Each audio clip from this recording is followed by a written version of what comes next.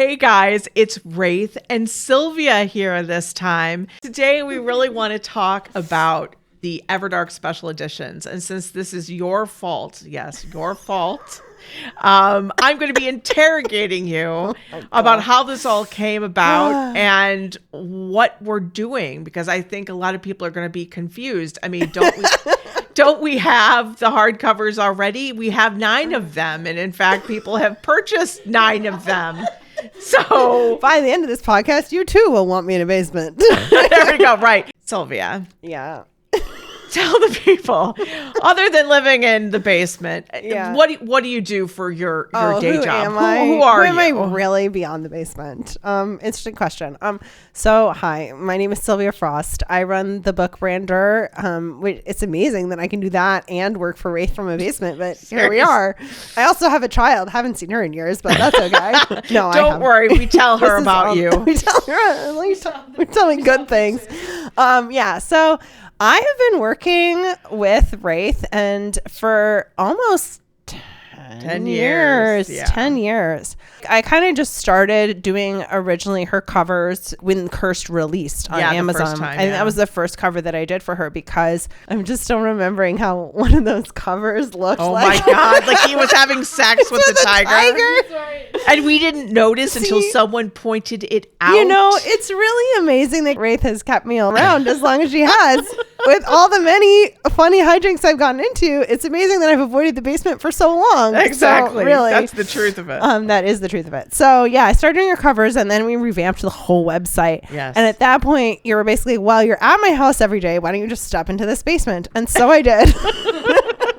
You know, she was like, oh, we always eat lunch down here. I was like, really? It's so dark. There's only the light of my computer to light my way. Okay, I guess. Since then, we started doing hardcovers for the first time and selling direct, kind of like expanding outside of just the membership. So now this year, because I obviously designed covers for a lot of different authors, please don't tell Raythe. By the way, she's awesome. And if you are an author, I highly recommend you check her out. Everyone is sort of I'm seeing all these people doing these amazing, beautiful special editions. And I come to Raythe and I'm like, you have to do one of these special editions. And maybe it's beautiful enough I can escape the basement. And she's like, maybe. So you see, you guys are responsible for whether Sylvia or not leaves the basement. There we go. Right. Whether she sees sunlight, whether she sees her daughter. All of it. I'm like, how many crusts of bread she gets? Squid Game Tamagotchi pet. There we go. We just wanted to create just something that was like so beautiful that it just was like gonna make your jaw drop. And it was kind of like that, you know, what if we added a little this, and what if we did that, and then what if we did that, and then we sort of looked up and we're like, oh shit, there's so much in this thing. It's nutty how much money we spent on this. I'm like, are you sure you want to do this? And she's like, it's beautiful, do it. I know, I did want to do it because, well, here's the thing. So every suggestion that Sylvia made, from let's do some exclusive interior illustrations and have T-Wolf do them, and we'll do them like not safe for work and safe for work depending on what the printer will allow us to do. And it was like, how many should we have per volume? And it was like, well, we're doing omnibuses. So we're doing, books 1 through 3 and then, 4 through 6, that kind of thing. And we're like, what? How much was it? There was, again, this is why I'm in the basement. Yes. There was a slight miscommunication. Raythe was telling me just do 3 per volume, which is sensible, right? But I heard that as 3 per book, which means 9 per volume. Right. And so that's what we ended up doing. Yes. Because of insanity. And my insanity is your good fortune. Well, and then Sylvia told me, well, we could do color interior pages. I'm like, what now? Show me this. And I think in one of the omnibus books alone, there are 140 color interior pages.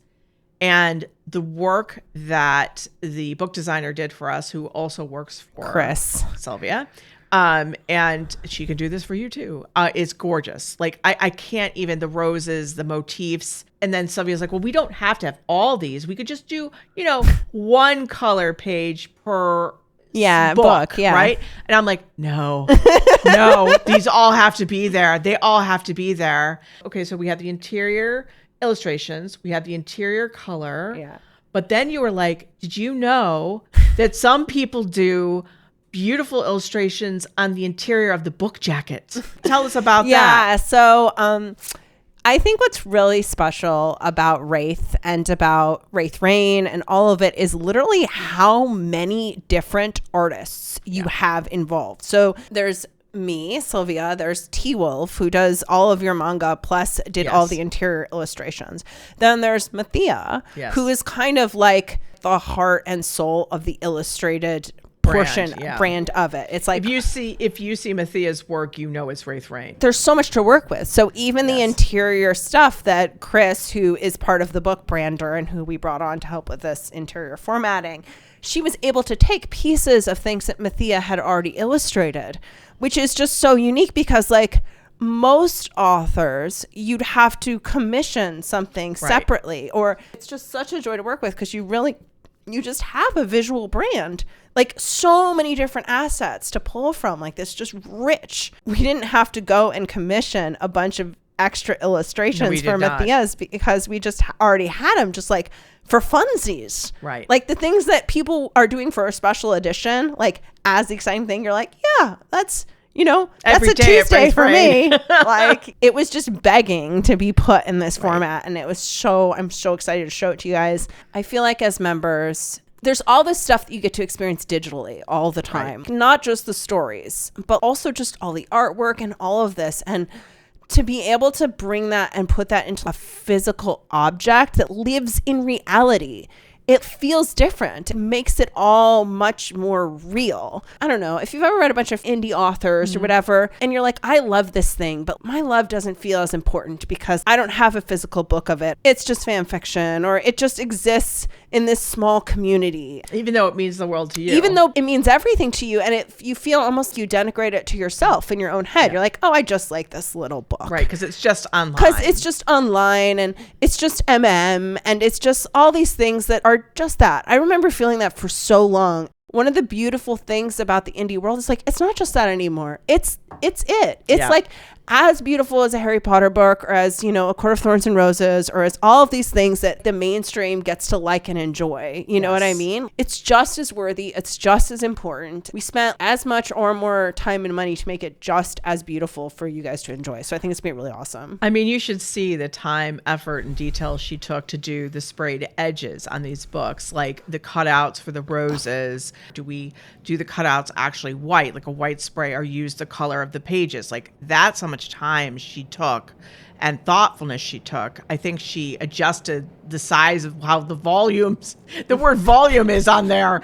I mean, it was so funny because throughout this whole process on our Discord, because we're all on a Discord too, and I will tell you guys that every week it feels like we get a new channel. Yes, we do. There's like calendars, there's meetings for Tuesdays, meetings for Thursdays.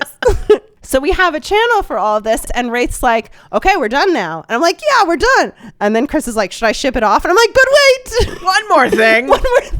And that happened like 4 or 5 thing. times. So I'm so grateful for everybody's She put the chains on herself, guys, just so you know clearly. I did. The truth is I like the basement. That's the secret, but don't tell anybody. Do you know when you come into the bookstore and you would see a special edition for The Lord of the Rings, and there's like a million of those, and I thought, wow, I could never do that.